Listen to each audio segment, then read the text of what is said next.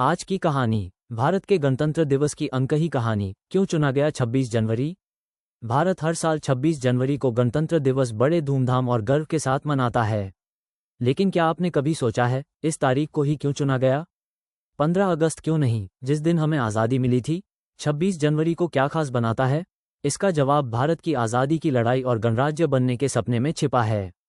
इस अनसुनी कहानी को जानने के लिए हमारे साथ बने रहें। 1947 में भारत को आज़ादी तो मिल गई, लेकिन कहानी यहीं खत्म नहीं हुई। क्या आप जानते हैं कि आज़ादी के बाद भी भारत के पास अपना संविधान नहीं था?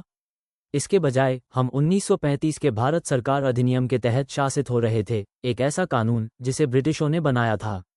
क्या एक सच्चा स्वतंत्र भारत उपनिवेशवादियों के बनाए कानूनों पर निर्भर रह सकता था? इस सवाल का जवाब 299 दूरदर्शी नेताओं के पास था, जिन्होंने स्वतंत्र भारत के लिए एक नया संविधान बनाने का जिम्मा उठाया।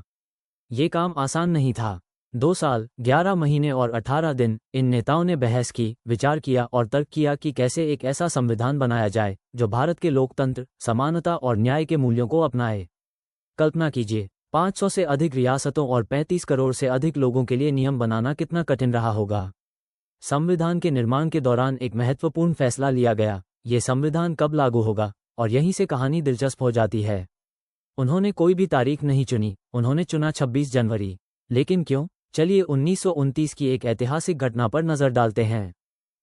यह वो ऐतिहासिक लाहौर अधिवेशन था, जहां पंडित नेहरू के नेतृत्व में भारतीय राष्ट्रीय कांग्रेस ने पूर्ण स्वराज का प्रस्ताव पास किया।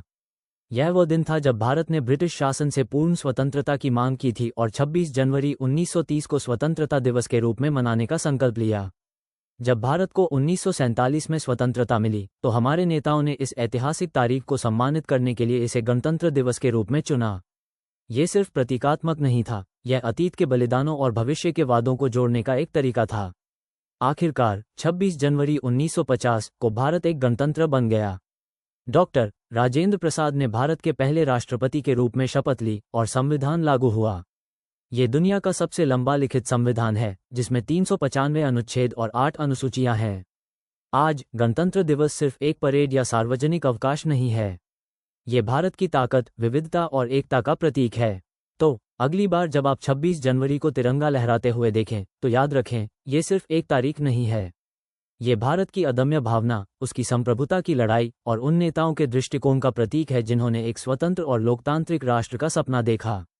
क्या इस कहानी ने आपको प्रेरित किया? आपके लिए गणतंत्र दिवस का क्या महत्व है?